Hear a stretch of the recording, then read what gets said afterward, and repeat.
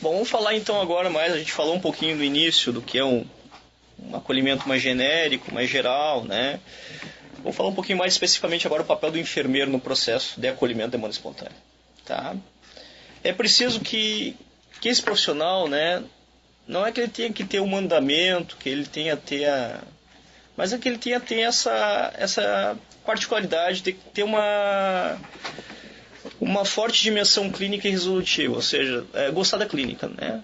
Todos nós, né, dependemos, somos formados nisso, mas tem muitas situações que a gente às vezes não se interessa. Mas no trabalho de demanda espontânea tem que conhecer a clínica ou saber buscar onde está localizado isso. Então a dimensão clínica é uma questão fundamental para acolher a demanda espontânea. E resolutiva, eu diria assim, tu conhecendo a clínica, tu sabendo diferenciar o que é urgência, determinar o que é, o que não é, tu consegue ter uma questão resolutiva.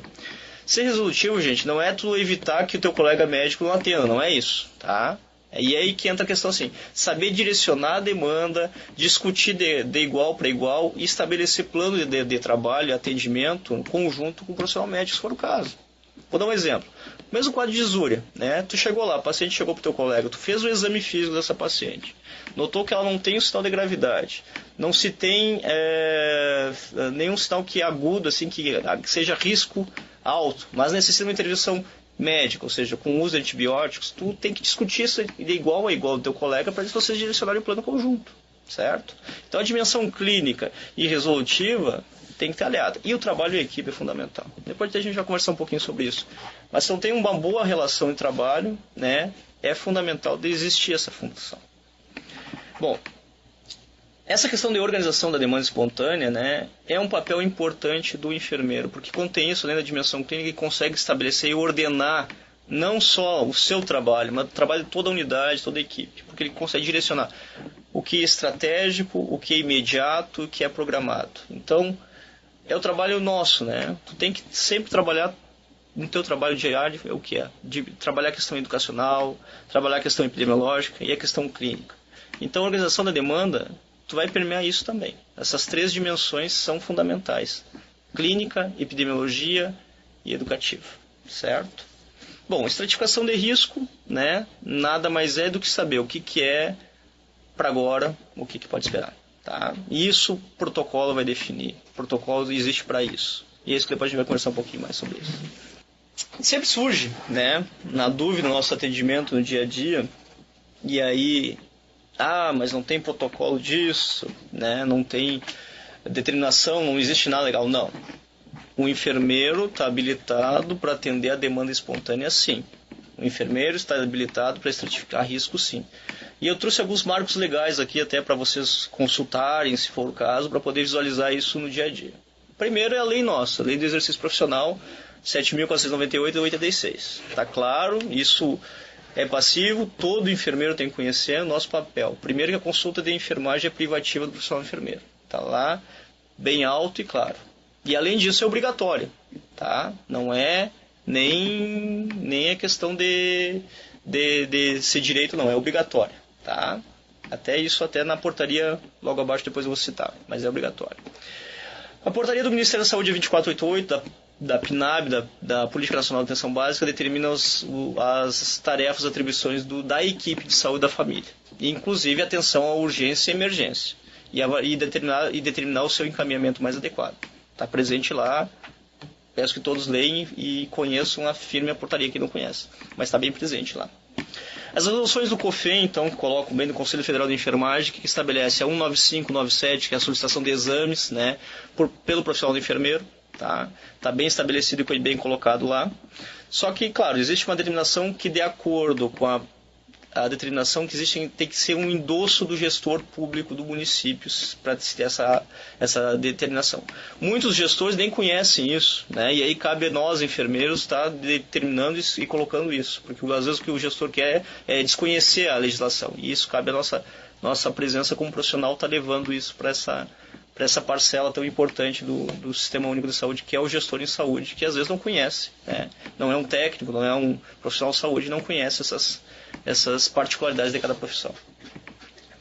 A resolução 15393, que é como eu falei para vocês, é que estabelece como obrigatória a consulta de enfermagem, tanto na instituição pública quanto privada. Então, o enfermeiro que não faz consulta está indo contra a legislação.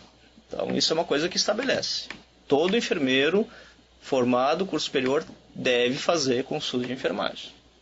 E, por fim, o parecer técnico 001 de 2009, do Corém de Santa Catarina, que estabeleceu responsabilidade, atribuição e prerrogativa legal, a classificação de risco do profissional enfermeiro, né, nas instituições de saúde. Está bem colocado lá, está público, notário, é só ter acesso ao site para ver isso. Bom, falar um pouquinho da estratificação de risco pelo enfermeiro. E aí a gente falou, recém que eu comentei assim, a questão do conhecimento, né? O conhecimento clínico, né? Extremamente, é a base, é o fundamental, é o alicerce que vai dar segurança para esse profissional, o profissional médico e a próprio usuário, né, no trabalho em saúde. Então, conhecimento clínico, primeira base, o alicerce que a gente diria. Conhecimento legal, né? Tu tem que saber o que tu está fazendo e saber que algo é legal e que algo é legal. Tu não vai exercer a medicina de forma irregular, tá? Isso é crime, tá? Tem que existir conhecimento, legislação, mas para ver uma legislação, tu tem que saber um limite do que é e o que não é, tá? Exercício legal da medicina no Brasil é crime. Então o enfermeiro tem que estar a par do que é competência sua e o que não é. E o trabalho fundamental, os protocolos e o trabalho em equipe. Protocolos, tá? Esses, gente, estão disponíveis. Nós tivemos grandes acessos, até eu coloquei ele no slide, o Caderno de Atenção Básica número 28. São 2 volumes, tá? O volume 1 e o volume 2, tá? O volume 1 trata mais a questão genérica, mais a questão do acolhimento como processo de trabalho. Mas o volume 2 estabelece bem a questão fundamental, a questão clínica e estabelece fluxogramas de atendimento, tá? Que esse eu acho que todo enfermeiro, todo profissional de saúde, médico, né, dentista, nutricionista, inclusive, qualquer profissional da saúde tem que estar como ele do seu lado na sua mesa de trabalho, tá? Estabelece protocolos de fácil avaliação e fácil encaminhamento. Eu vou dar 2 exemplos depois aqui para a gente dar uma conversadinha. 3, na verdade, eu trouxe. Tá? Aqui eu coloquei um fluxograma de atendimento de estratificação de risco geral. Infelizmente não ficou muito bom, né? Porque eu peguei essa figura do manual e coloquei. Mas só para vocês saberem mais ou menos que eu tinha falado lá o que é risco imediato, né?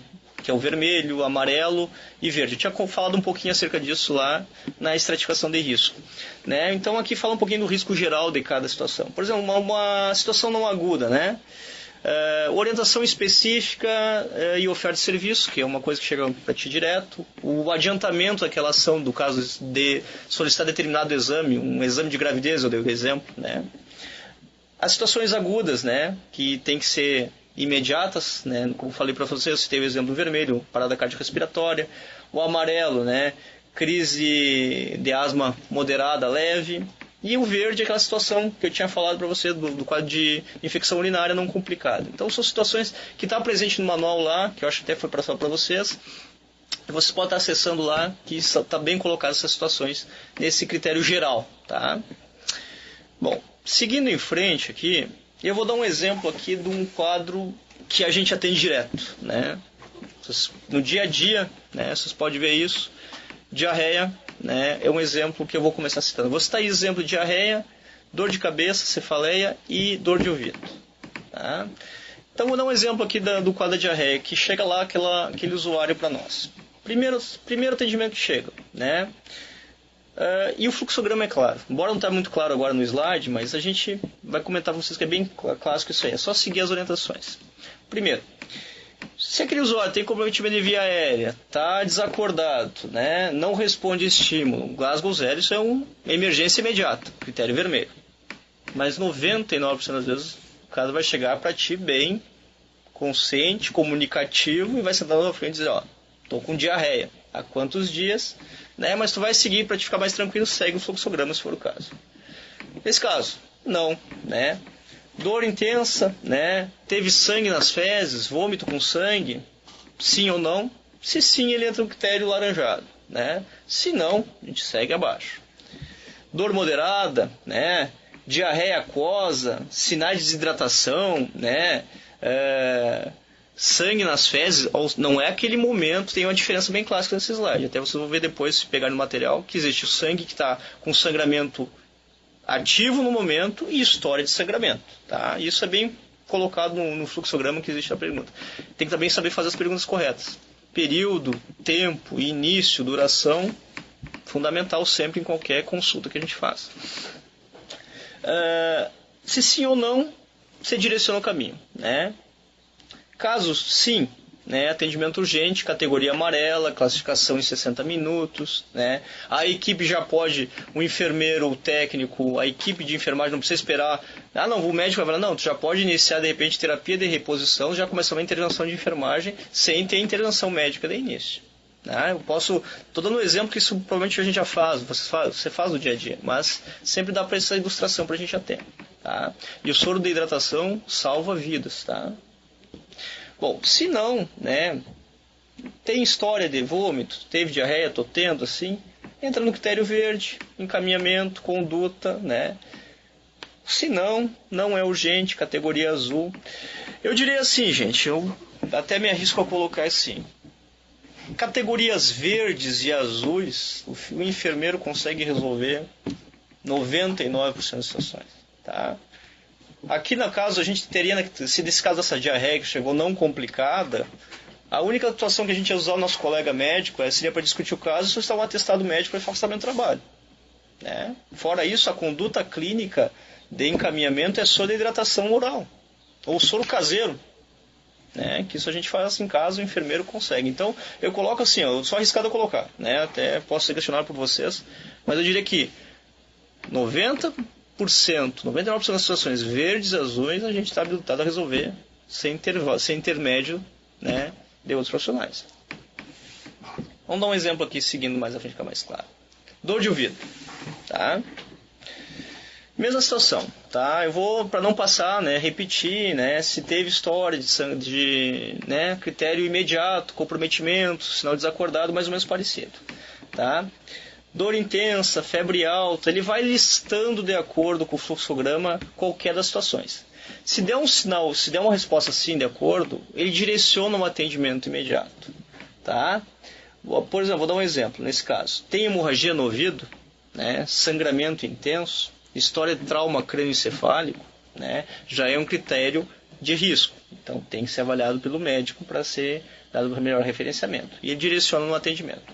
Mas se essa dor do ouvido, né, ela não tem história de trauma, né, não tem sangramento, não teve febre, é uma dor leve, ou história de dor ou febre, ele entra no critério verde ou o azul. Né? Uma dor leve de ouvido, tu vai usar um analgésico simples e vai fazer. E aí é importante conhecer a dimensão, e isso é importante, a dimensão clínica, o exame físico, que é a nossa base. Às vezes a gente está meio esquecido como enfermeiro da nossa premissa do exame físico lá. Né? A gente fica muito às vezes na filosofia, né? É importante, o holismo o ser humano tem que ser mas não dá para desmerecer essa dimensão clínica também, tá? O atendimento clínico é importante, conhecer a clínica, o exame físico, um histórico de enfermagem, um exame físico, uma avaliação, um plano é um processo nosso de trabalho, então a gente tem que conhecer a base da história e o exame físico, tá? Mas seguindo, se não tem esse quadro, né? Se tem febre, ele entra no critério azul e verde, tá? Que tranquilamente pode ser resolvido e contornado por nós. Tá? 90% das pessoas hoje têm analgésico em casa. Né? Tu pode até orientar, tu não vai estar medicando para dor, cara. Né? Ele vai orientar, tem remédio em casa, pode tomar sim. Tu fez um exame, uma otoscopia, e é importante o enfermeiro conhecer a fazer o exame de ouvido sim. Tá? Mas isso é atribuição. Não, a gente aprende na faculdade também. A gente tem a particularidade legal de fazer exame de ouvido. O exame físico é céfalo-caudal, pessoal. Tá? É da cabeça aos pés. Não é só ver a pele, mas é da cabeça aos pés. Inclusive olhos, ouvido, garganta, tudo é atribuição do enfermeiro. Pulmão, coração. A gente tem que conhecer o corpo inteiro. Tá? Bom, seguindo em frente, então, nesse quadro vocês veem um parâmetro que se tem disso aí. Eu vou dar outro exemplo aqui, que é dor de cabeça. Né? Bom, dor de cabeça em várias situações. Então, assim, são várias situações no quadro de dor de cabeça. Tá? Então, isso é a atenção nossa e saber seguir fluxograma. Desde o quadro de uma dor de cabeça pode ser tensional, né? Um quadro mais sério, né? uma crise hipertensiva, um quadro de alteração do sensório ou até algo mais sério. Mas pode ser uma crise de dor de cabeça leve, sem dificuldade, que é a maioria das dores de cabeça que a gente tem. Hoje, com a nossa rotina de trabalho e da população, das dificuldades do dia a dia, as dores tensionais, de ansiedade e estresse estão muito mais presentes que qualquer coisa, tá certo? E o fluxograma é claro, tá? Se é uma coisa colocada, vai seguir a estrutura do mesmo segmento que a gente estava tendo ali, certo? Então é só seguir, eu nem vou comentar muito, mas isso aqui está bem claro no protocolo, estabelece o seguinte, tá? Vai saber diferenciar uma dor de cabeça de uma dor mais séria? Com certeza. Usando perguntas clássicas, definindo, tu consegue levar uma questão. E usando a questão do exame físico, tá? E lá no protocolo do Ministério da Demanda Espontânea é estabelecido como fazer o exame neurológico, o que é um sinal de gravidade, o que não é, tá? Então é interessante a gente dar uma atenção especial ao volume 2 do caderno 28. Bom, meio que já encaminhando para a gente finalizar, eu queria conversar um pouquinho sobre essa questão. Não adianta ter a proposta, né? É importante ter um conhecimento clínico, é importante ter afinidade com o assunto, é importante tu gostar do que tu faz, mas se tu não tem estrutura, gente, também fica difícil. Então, assim, a ambiência, o atendimento à demanda espontânea, a organização do trabalho necessitam de um ambiente legal e dinâmico e salutar, tá? Uma unidade caindo aos pedaços da sua porta já começa o acolhimento ali, né? Como falei para vocês, o acolhimento é antes de chegar na unidade, mas o usuário chega na unidade já com aquele ambiente caindo, né? Mas sem estrutura, já perde toda a credibilidade da equipe. Entra naquele centro, naquele processo do postinho de saúde e não do centro de saúde hoje que a gente quer colocar, ou da unidade de saúde da família, ou da clínica da família, como o pessoal no Rio de Janeiro fala, entendeu? Então, tem que ter estrutura física, é importante, né? Aqui a gente tem um exemplo de um colega meu ali, o consultório dele lá, né? Bonito, ambiência, saudável, já estabelece um grau de confiança, de vínculo e motivação para o usuário estar procurando a equipe de atendimento.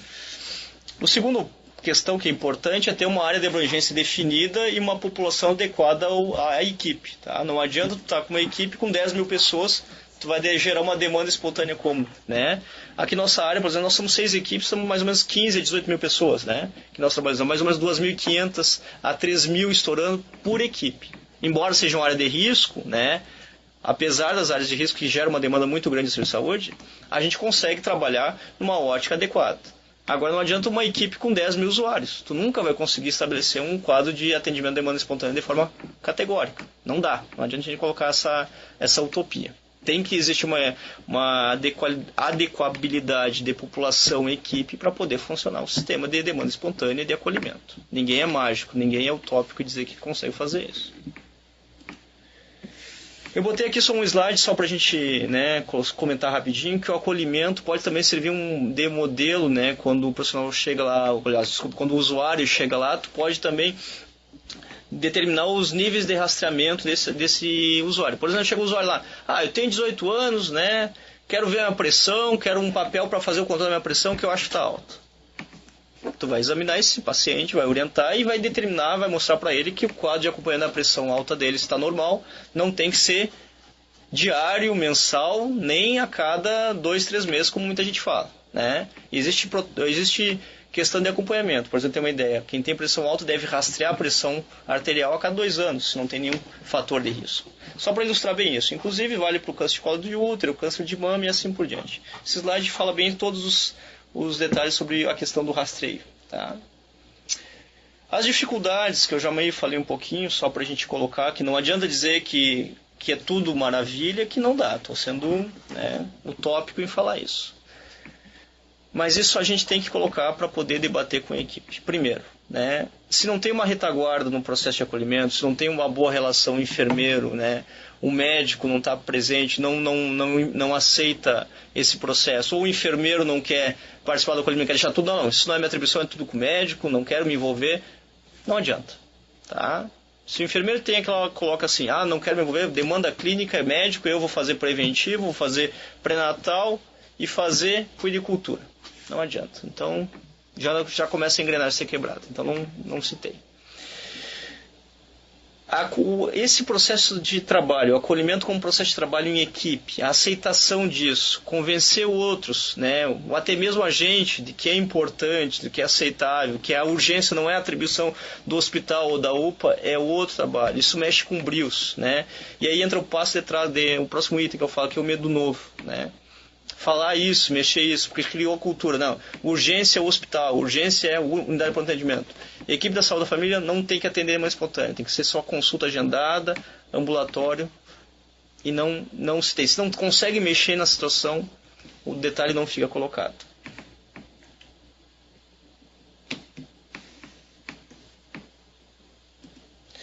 E para terminar aqui eu tenho as referências bibliográficas, tá? Que é no saude.gov.br, tá? O manual, como eu falei para vocês, o 28, que está com o protocolo lá, o 1 e o 2, né? O interessante é conhecer os dois, mas o 2 fundamentalmente. Eu acho que é isso. Vamos ver o que a gente discute aí nas situações. Obrigado.